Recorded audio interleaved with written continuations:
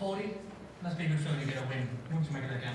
There's a lot of mistakes in that game. There was just a lot of mistakes and errors, and just two teams struggling with injuries and fatigue and missing bodies, and it was just a grind. It was a real gritty performance, and again, hats off to New Zealand for having their home game here. But yeah, it was obviously good to get a win, because wins are far and few in between. So it's real happy from that point of things. Yeah, different guys stepping up at different times too. Nate obviously had a big start and had a good night, maybe except for his free throws. Scotty had a pretty good game. Bull next year had a good game, and caught Noy's best game of the season too. So yeah, a lot of guys that stepped up.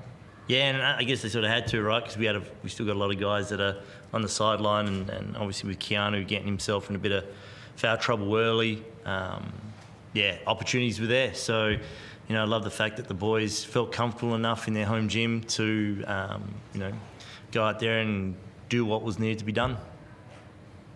Just on Nate, you've known him for a long time. How nice is it to see him feel good enough physically to go out there and still show what he can do? Yeah, and he's battling through. He's not 100%. Like, he's sore. He's really, really sore. And we went over on his minutes last game with the idea that we thought we could stay within what we wanted to do tonight. Again, Keanu fouling out after 9 minutes, and a few other guys being in a bit of foul trouble. We had to go to Nate, and to Nate's credit, like he stepped up, he played through it. He's going to be sore tomorrow, so we've got to make sure we do the right job by him recovery-wise. But yeah, we needed that, and I'm so happy that Nate was feeling it the way he was, and we just kept trying to feed it into him, and it was beneficial. And Bull, such a different performance from you from a couple of nights ago. Obviously, you've been a good three-point shooter this season, but there was a different focus for you tonight to probably put that away a little bit, and you were aggressive taking the ball to the rack, and it seemed to work for you.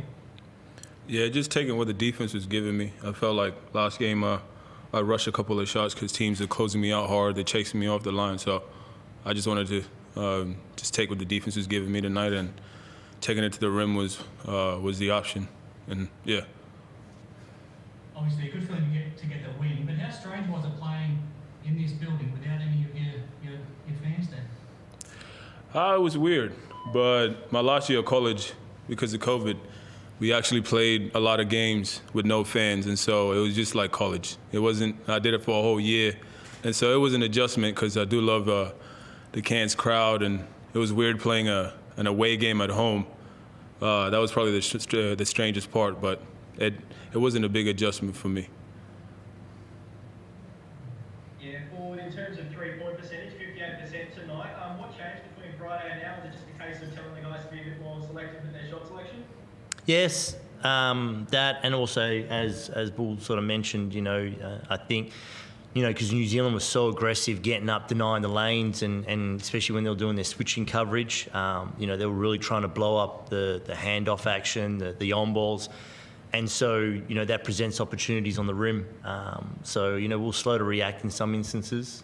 We'll slow to react in a lot of instances, but the opportunity was there. So, it was more about taking the options that the defence presented. Had plenty of injuries, obviously, this season, but not having Zim and Taj tonight and seeing the team step up as they did, is that a proud thing to see from your team? Yeah, definitely, because at this stage of the season, that's all we're playing for right now is pride. This was a game to stay off the bottom of the ladder for a couple of weeks. So that's a pride thing. It's a bit of a gut check, and as grindy as it was, and as foul prone as both teams were, and everything else in between, it was good that the guys again took that opportunity to get the win. And just for you, Bull, were you expecting to get 53s this season? Is that something you're particularly proud of tonight? No, I was not. But yeah, shout out to my teammates. Shout out to Forde. Shout out to my teammates for looking. Shout out to you, mate. Shout out to you. My teammates. When you got teammates telling you to shoot, and you got all the confidence from your coach, stuff like that happens. And so, yeah.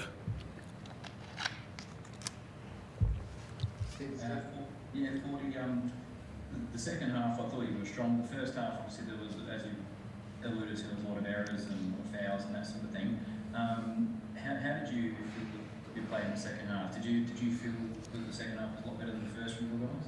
Yeah, I mean, yeah, I didn't feel great like throughout the entire game, and I guess it's interesting. I guess without the crowd, you can hear the game a lot more. So you can see obviously the errors that were made, but then you can also hear the miscues or how late we were on some coverages. So it was never a game obviously that got out, right? Like 7 points I think was the biggest margin.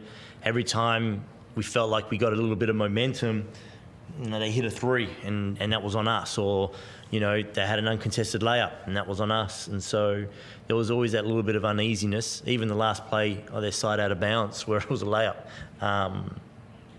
it was obviously good that we got the win. But I think, again, for me, and this is what the last couple of weeks has been, even with our game against Southeast, there's a lot of good teaching points from this. And win or lose, we want to make sure that we're evolving, not just as a team, but also these guys individually. Like, there's concepts that you can carry over wherever you're playing. So we want to still make sure we're doing the teaching element of this, and now obviously it focuses more on the individual. Like the example I give, JK came down and shot a three in transition, pulled up and nailed the three, and that was because we were going for a 2-for-1 opportunity. But Bull denies the inbound pass, and so the clock kicks down, and then when they finally inbound the ball, there's no longer a 2-for-1 opportunity. Teaching point for you, I've got that video for you. We want to allow that ball in, right, because we want to be able to get the last possession again. So there's a lot of things like that from tonight's game, those type of errors that we want to evolve and get better. And just in those, if you could take us through those last few seconds, obviously both teams were out of timeouts. This is the second free throw. Guzman snares the rebound, throws it forward. What was going through your mind then? Yeah, so scared to foul.